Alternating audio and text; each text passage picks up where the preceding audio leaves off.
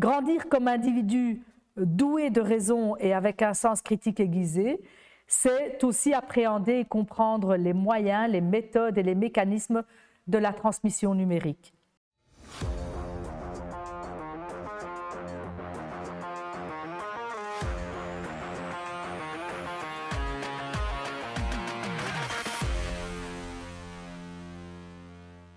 Nous revoilà dans le Geek Summit. Ça passe trop vite, ça passe trop vite. On est déjà au 3e jour et on est presque à la fin.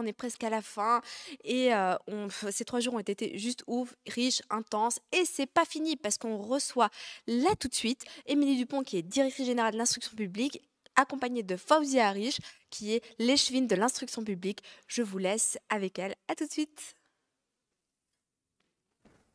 Voilà, bonjour à tous. Je voudrais d'abord commencer par remercier Molengeek de nous donner l'occasion à Émilie Dupont et moi-même de vous exposer ce qui est fait en termes d'informatique et d'outils numériques dans les écoles de la ville de Bruxelles. Et donc, pour ma part, je vais vous exposer les objectifs que nous nous sommes assignés et surtout les moyens financiers qu'on y met, les moyens financiers et humains, c'est important. Et puis, après ça, Émilie vous exposera de manière tout à fait concrète en quoi ça consiste. Alors, comme vous, pour nous, c'est une évidence. Aujourd'hui, les outils numériques font partie intégrante de la pédagogie. Et notre département de l'instruction publique de la ville de Bruxelles a bien sûr participé de manière très intense à ce mouvement, non seulement par un déploiement technologique considérable dans ces établissements auprès des enseignants, des élèves, mais aussi par une réflexion plus fondamentale sur la manière d'enseigner. Alors, un seul chiffre pour commencer, qui témoigne de l'amplitude des investissements. En 5 ans, ce sont plus de 11 millions d'euros qui ont été donc consacrés à l'acquisition de matériel pour quelques 120 établissements, et ceci, pour renouveler bien sûr le parc informatique qui était vieillissant, fournir des ordinateurs portables et des tablettes aux élèves et au personnel, développer des réseaux Wi-Fi dans les écoles et multiplier les tableaux interactifs et les salles de visioconférence qui, vous vous en doutez, en cette période de crise sanitaire, ont été extrêmement utiles. Nous avons consacré plus de 5 millions pour atteindre divers objectifs fixés. La ville zéro papier à l'horizon 2022, et donc on est déjà bien avancé. La digitalisation de nos processus internes pour la gestion de nos ressources humaines, constituée de plus de 5000 enseignants, mais aussi d'autres membres du personnel, des éducateurs, des auxiliaires d'éducation et j'en passe, mais aussi le soutien au déploiement de nombreux logiciels et applications, comme par exemple la suite Office 365 et particulièrement la plateforme collaborative Teams à laquelle tous les étudiants et tous les enseignants ont accès aujourd'hui. Et comme je l'ai dit en introduction, le numérique n'est pas qu'une simple technologie à implémenter liée à des moyens budgétaires, elle est aussi une véritable révolution qui change profondément nos manières, nos modèles d'enseignement. Il y a quelques années déjà, le philosophe des sciences Michel Serres s'interrogeait dans un livre intitulé « La petite poussette » où il nous dit ceci: que transmettre? Le savoir. Le voilà, partout sur la toile, disponible, objectivé. Le transmettre à tous. Désormais, tout le savoir est accessible à tous. Comment le transmettre? Voilà, c'est fait. D'une certaine manière, il est toujours et partout déjà transmis. On constate que c'est une véritable révolution prométhéenne.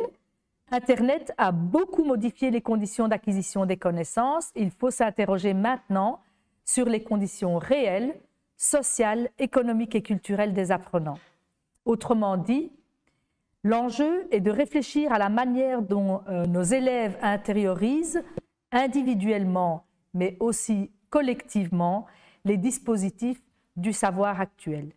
Sous cette nouvelle ère, celle du numérique, le rapport enseignant-enseigné, vous vous en doutez, a changé radicalement.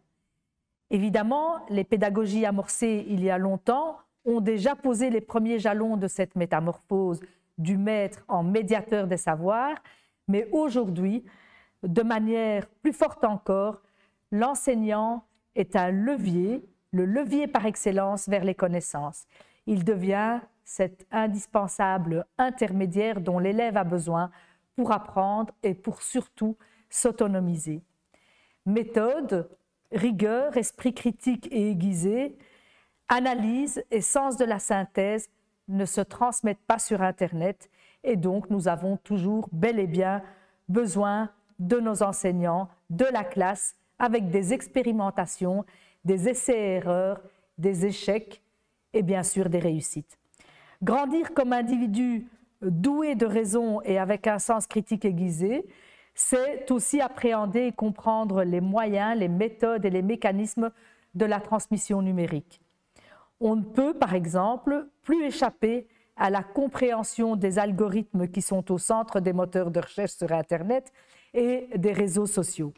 En bref, inévitablement, nos méthodes évoluent, mais notre mission s'inscrit toujours dans la continuité de ce que nous voulions, de ce que voulaient nos ancêtres il y a déjà plus de 200 ans, c'est-à-dire sortir nos jeunes de l'ignorance, éveiller leur curiosité, cultiver leur intelligence, leur transmettre la capacité de libre examen et comme ça, nous les aiderons à s'émanciper. C'est pour ça qu'en plus d'une offre de formation pour les membres du personnel qui permet une approche pédagogique renouvelée, la ville accompagne depuis cette année le déploiement informatique par l'engagement d'éducateurs dédiés particulièrement au déploiement de l'IT et surtout de sa bonne utilisation. J'insiste aussi sur le fait que la ville de Bruxelles milite sur un autre point qui pour moi est extrêmement important et même essentiel de cette appropriation du monde numérique, c'est la question de l'égalité des chances. C'est primordial pour une ville comme Bruxelles, dont la population est issue en grande partie de la diversité. On trouve sur le territoire de la ville plus de 180 nationalités. Il est important quand on est dans un contexte d'interculturalisme qui est une véritable opportunité, on doit aussi être attentif aux personnes qui sont fragiles socialement et économiquement et qui ne doivent évidemment pas être oubliées dans ces dispositifs. Il faut évidemment bien tenir compte et s'assurer de l'égalité entre chacun des élèves et des étudiants qui nous sont confiés. Ce souci de l'inclusion, favorisant la cohésion sociale et la construction d'une société plus juste et plus égalitaire, est d'ailleurs inscrit à la base du projet éducatif des établissements de la ville de Bruxelles.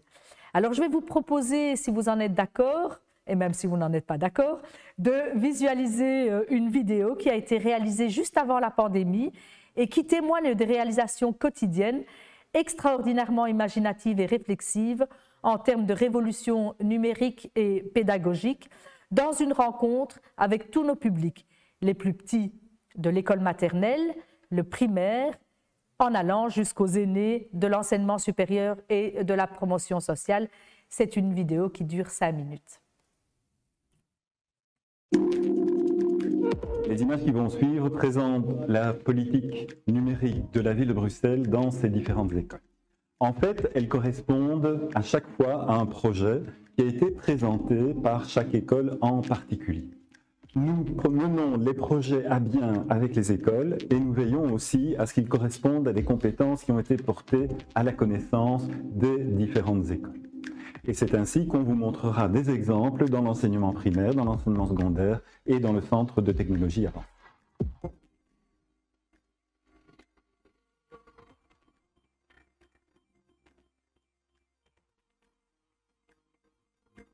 J'ai décidé de refaire l'école avec Minecraft avec mes élèves. Pour cela, on a mesuré l'entièreté de l'école. Ils ont ensuite comparé leurs mesures avec le plan de l'école pour voir si c'était exact. Ils ont fait ce plan à l'échelle pour Minecraft, avec l'échelle qu'ils avaient choisie. Pourquoi avoir choisi de travailler avec ce jeu? C'est une manière de travailler les mathématiques et la géographie d'une manière beaucoup plus motivante. Les enfants font énormément de calculs avec le sourire et sans s'en rendre compte. Donc ils découvrent énormément de choses. Même chose pour la structuration de l'espace, savoir se situer dans un plan.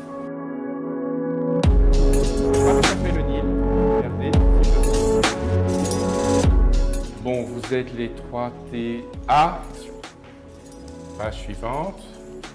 Active Inspire est un logiciel qui permet de travailler sur son tableau interactif de manière tout à fait dynamique. On peut donc y importer un cours complet et feuilleter les pages avec les élèves en classe, y mettre des annotations, les notes de cours qu'on retrouvera au cours suivant, datées, enregistrées pour chaque heure de cours. L'élève aussi peut accéder à ces informations de chez lui ou de n'importe quel poste de travail, PC, tablette ou smartphone. Alors là aussi, vous pouvez, vous verrez ça fonctionne, scanner le QR code ou avec votre GSM, votre smartphone pour pouvoir accéder au formulaire ou vous cliquez sur le lien. Avec Office 365, il m'est possible d'envoyer un email à des groupes classes ou à des élèves avec des exercices virtuels, avec des vidéos de présentation où ils vont répondre directement à l'exercice. Ils vont avoir leurs notes, la correction de l'exercice et dans la seconde, je recevrai la liste des codes de mes élèves avec les réponses.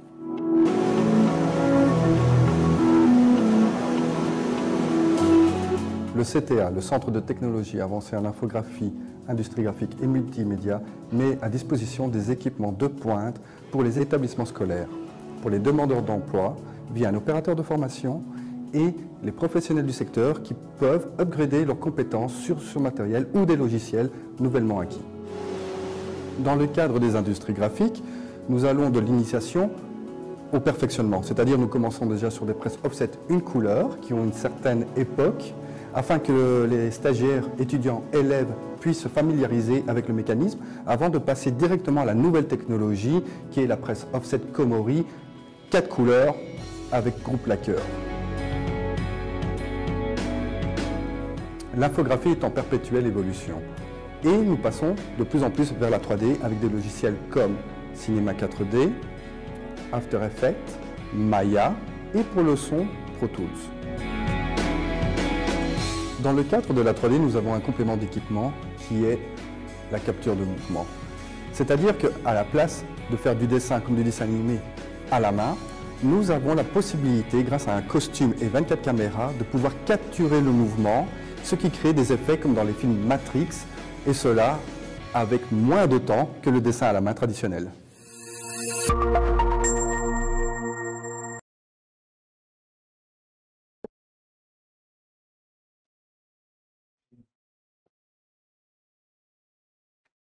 Voilà, vous allez voir à travers les exemples concrets qui vont vous être exposés que loin de considérer la pandémie de Covid-19 comme une véritable calamité au sein des établissements de la ville, nous avons voulu au contraire en faire une opportunité et accélérer les processus qui étaient déjà bien en cours, qui ont évidemment été rendus plus urgents, plus nécessaires et plus larges du fait des nouvelles exigences inédites jusqu'à présent, comme l'enseignement en hybridation, que ce soit dans le secondaire ou encore dans le supérieur. Nous avons particulièrement travaillé sur 3 aspects, donc le déploiement des outils hard et soft, la formation, mais aussi la conscientisation. Et donc les maîtres mots ont été que, 1, l'école avec les élèves partout connectés, tout le temps si besoin. Les enseignants et les élèves disposent du bon matériel. À la hauteur de la ville, on parle rien que pour le secondaire de plus de 10 000 élèves. Et puis, les enseignants et les élèves ont obtenu donc un mail spécifique, un compte, une suite Office pour travailler. Et bien sûr, nous avons développé des espaces collaboratifs. Des formations également ont été proposées à tous les acteurs et sous différentes formes, donc tant aux élèves, aux enseignants qu'aux parents pour pouvoir continuer à communiquer avec eux, et puis des plateformes identiques au sein de tous nos établissements, toutes nos écoles, à savoir Teams pour la pédagogie, pour l'aspect pédagogique, et Smart School pour l'administratif, mais aussi des logiciels d'apprentissage qui peuvent soutenir celui-ci, surtout un apprentissage où chacun peut bien sûr évoluer à son rythme. Et puis enfin, vous allez le voir à travers les différentes formations des élèves qui sont conscients des enjeux du numérique et qui peuvent évidemment aussi en éviter les dérives. Voilà, Émilie Dupont, directrice générale du département de l'instruction publique, à toi de jouer. Merci, merci Fouzia. Alors comment nous avons traduit ces différents objectifs pendant cette année assez particulière qui a fait finalement des technologies une vraie priorité? Tout d'abord au niveau du matériel, donc du hardware et qui est vraiment la base, les fondations. S'il n'y a pas de Wi-Fi, s'il n'y a pas de bande passante dans une école, il n'y a rien qui peut fonctionner. Donc on s'est vraiment investi à ce niveau-là. Mais surtout pour favoriser un climat qui soit serein et qui favorise l'étude, le bien-être des élèves, il nous a paru essentiel de veiller à ce que chacun puisse vraiment disposer d'un matériel qui soit adapté.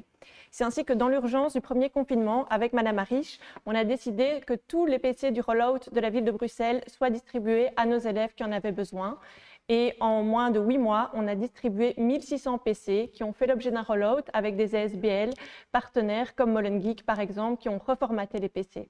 Le principe était que les enfants qui en avaient besoin pouvaient faire appel à leurs professeurs, ou bien ce sont les professeurs qui constataient qu'un enfant n'avait pas le matériel nécessaire et qui nous contactaient. Et on a comme ça distribué plus de 1600 PC à des jeunes élèves bruxellois. Ça, c'était vraiment dans l'urgence. Après, il nous a paru important de développer une véritable politique structurelle. Et l'objectif, c'est vraiment que chaque élève de la ville de Bruxelles, qu'il soit en secondaire supérieur, dispose d'un PC portable. Il faut absolument éviter que n'importe quel élève soit obligé d'utiliser son smartphone pour rédiger un travail ou bien travailler en collaboration avec d'autres. Il faut pouvoir avoir un bon outil, un bon PC portable. Et c'est comme ça que la ville a débloqué 1 million d'euros pour distribuer à tous les élèves de 4e secondaire un PC, ce qui revient finalement à 1000 PC portables. Je vais vous montrer une petite vidéo qui illustre ce projet qui a commencé en février et qui est maintenant en train de se terminer.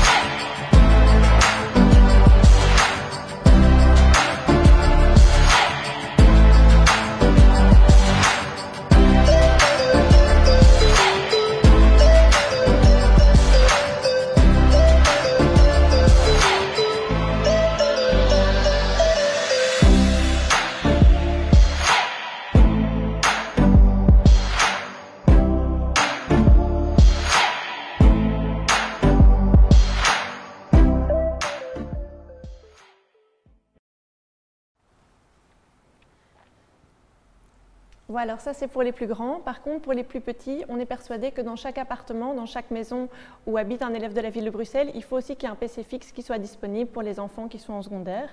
Et donc à partir de septembre, on va aussi distribuer nos PC rolloutés. On en a plus de 800 par an. Et donc vu qu'on a 1500 élèves qui s'inscrivent chaque année dans nos écoles, ça veut dire qu'un enfant sur deux va pouvoir disposer d'un PC fixe à partir du mois de septembre. À côté de ça, l'instruction publique a aussi dû investir énormément dans l'hybridation. Donc l'hybridation, le fait qu'il y ait une moitié de la classe qui soit à la maison et l'autre moitié qui est à l'école. Et donc on a comme ça développé un système de visioconférence en installant 27 salles qui sont connectées avec les enfants à distance qui peuvent suivre le cours avec les enfants qui sont en présentiel avec un système de caméra et de micro, ce qui permet de vraiment recréer des interactions entre les élèves. Et alors, on a installé plus d'une centaine de tableaux blancs interactifs supplémentaires et ça, on compte bien poursuivre cet objectif dans les années à venir. Alors enfin, comme le disait Madame Ariche, il s'agit aussi de créer des adresses mail pour finalement près de 30 000 élèves. Ceux du maternel n'en ont pas, mais à partir du primaire, quand on le demande, on crée une adresse mail pour chacun de nos élèves. Ils ont aussi un compte Office 365 qui leur permet de commencer à découvrir tous les outils d'une suite Windows et donc de préparer leur avenir professionnel ou leur avenir en tant qu'étudiant. Maintenant, vous le savez, et en particulier chez Molengeek, il ne suffit pas de distribuer des PC pour arriver à ce qu'ils soient bien utilisés. Il s'agit aussi de former les acteurs. Pour former les acteurs, on a vraiment fonctionné en cercle concentrique. On a commencé par former les 1000 enseignants de l'enseignement secondaire avec une équipe qui les a formés quant aux outils numériques, mais aussi sur comment gérer une classe à distance, comment interagir avec une classe à distance. Ensuite, on a formé les élèves. Alors, pour former les élèves, on a organisé des formations lors des distributions de PC, mais on a aussi fonctionné avec un influenceur qui s'appelle Super Moshim, qui est un élève de l'IPHS qui a 16 ans et qui fait des vidéos payées par l'instruction publique pour vraiment présenter tous les outils et la façon dont on peut bien les utiliser. Et donc ce peer sharing fonctionne quand même assez bien. Et surtout, il y a un élément important qui est très cher aussi à la ville de Bruxelles, c'est les parents.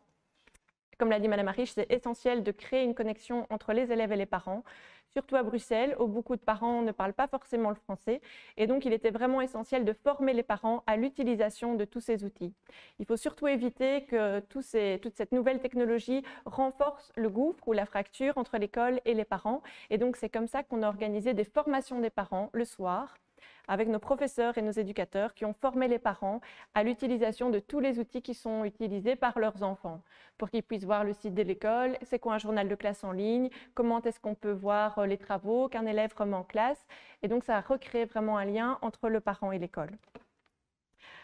Alors, à côté de ces différents types de formations, on a vraiment aussi travaillé à la conscientisation des enjeux qui sont liés aux nouvelles technologies. Parce qu'il s'agit aussi de conscientiser les élèves à toutes les questions qui sont liées aux technologies, telles que le complotisme ou encore le cyberharcèlement.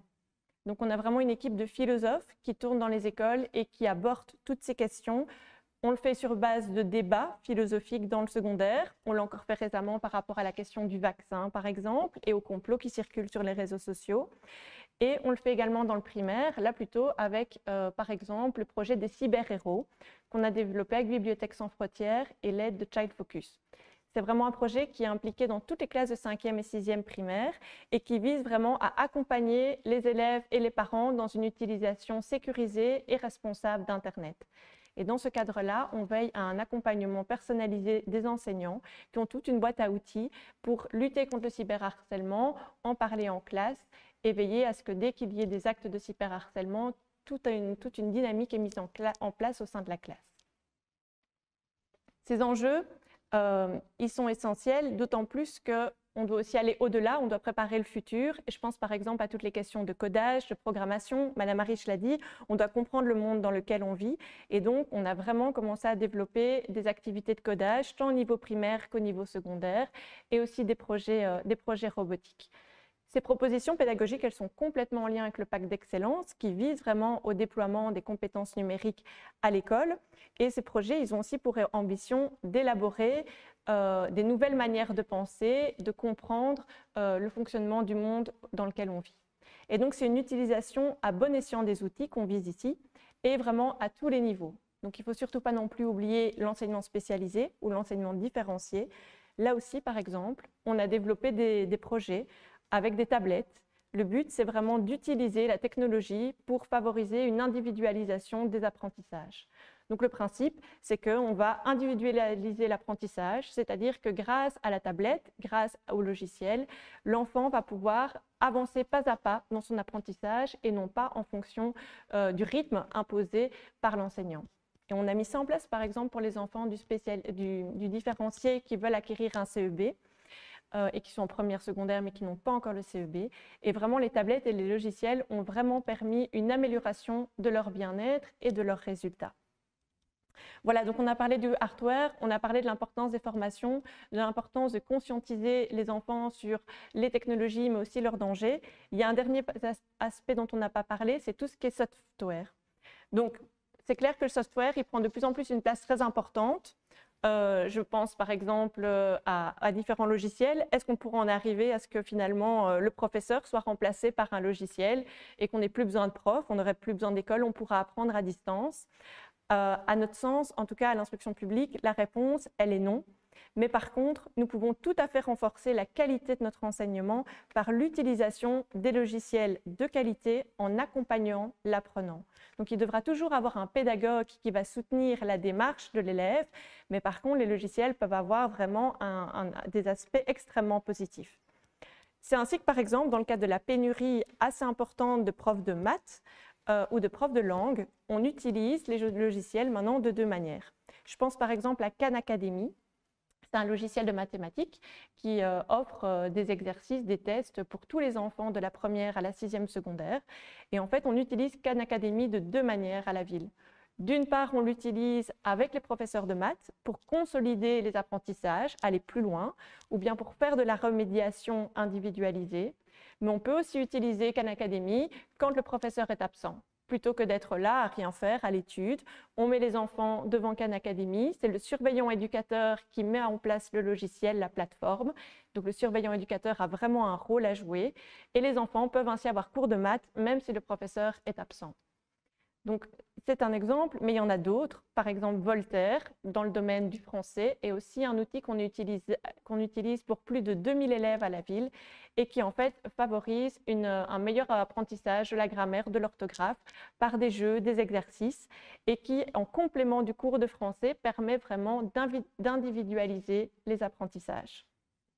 Alors, dans l'enseignement fondamental, il faut déjà commencer, parce que ce n'est pas en secondaire qu'on doit arriver avec tout ça.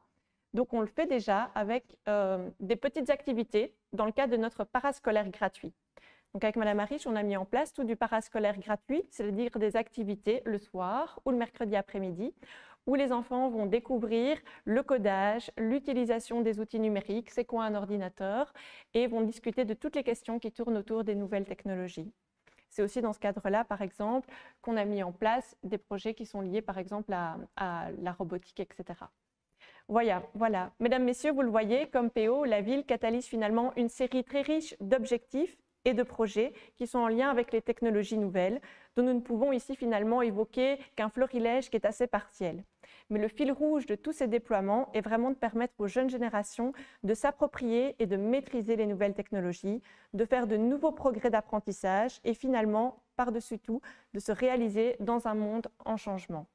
Il s'agit de préparer les élèves à une utilisation consciente, responsable, citoyenne des outils pour qu'ils deviennent demain des citoyens de notre ville et finalement dans une vie qu'on ne connaît pas, vu qu'il y a une grande partie qu'on va seulement peut-être découvrir. Il faut donc qu'ils soient agiles, prêts à rebondir.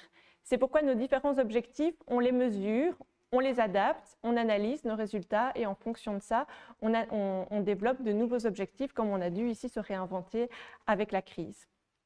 Ceci dit, l'instruction publique de la ville cherche principalement à outiller les élèves au développement d'une pensée informatique dans une compréhension intelligente et stimulante de concepts et de processus, surtout dans une démarche métacognitive résolument critique. L'informatique en classe, ça peut être vite dépassé, nous le savons bien. Si elle reste un simple gadget, ça ne sert pas à grand-chose. Par contre, c'est un formidable moyen d'apprentissage si elle s'accompagne d'une réflexion méthodologique accessible à tous. De fait, finalement, la petite poussette, évoquée par Michel Serres, est alors une alliée formidable à la capacité unique des humains à rechercher, à créer, à se cultiver et à imaginer. Les questions du chat, donc nous avons une question de Bissy qui dit « Comment on fait pour avoir un PC ?» Donc je crois que c'était quand vous avez cité, je pense, plutôt que chaque personne allait avoir un PC fixe, je pense. Oui. Donc comment fait-on? Oui. Alors, s'il est élève d'une école de la ville de Bruxelles, il suffit de s'adresser à sa direction d'établissement ou à ses enseignants qui relayeront au département. Et donc, à ce moment-là, on met à disposition donc, le matériel. Si ce n'est pas un élève de la ville de Bruxelles, nous avons, avec le CPAS de la ville de Bruxelles, décidé de faire la même chose, puisqu'on travaille évidemment dans l'intérêt de la population tout entière, bien sûr d'abord pour nos élèves, mais on essaye, dans la mesure du possible, de trouver un complément pour ceux qui ne sont pas dans nos écoles. Et donc là, il faut prendre contact avec une antenne sociale du CPAS de la ville de Bruxelles, en faire la demande et évidemment, après une analyse sociale, enfin une enquête sociale mais qui est relativement légère, le CPAS fait la même chose. Donc mais il faut habiter la ville de Bruxelles, ça c'est absolument indispensable. D'accord. Donc, il y a aussi une autre question de Abdelatif Katabi qui dit « Ma question concerne la formation des parents et leur sensibilisation aux nouvelles technologies numériques. À quel point les parents se sont engagés dans cette formation pour pouvoir aider leurs enfants? Merci. » Alors, on a organisé plusieurs formations donc, en fonction des établissements. Donc, les parents sont invités à venir suivre les formations. On n'en a pas eu énormément, mais on en a eu dans tous les établissements. Et très sincèrement, j'ai eu l'occasion d'y assister, donc c'était d'abord extrêmement touchant et ensuite parfois rigolo, parce que le plus difficile pour eux n'était pas d'utiliser l'outil, mais c'était plutôt de s'approprier le mot de passe. Donc voilà, tout le monde est soumis aux mêmes difficultés. Donc j'ai eu l'occasion d'aller à l'Athénée Marguerite Yourcenar, où il y avait 6-7 parents, puisque évidemment on est tenu à en accueillir par petit nombre, et donc visiblement ça s'est passé comme ça dans toutes les écoles. C'était extrêmement rigolo. Voilà, merci mesdames. Merci à vous.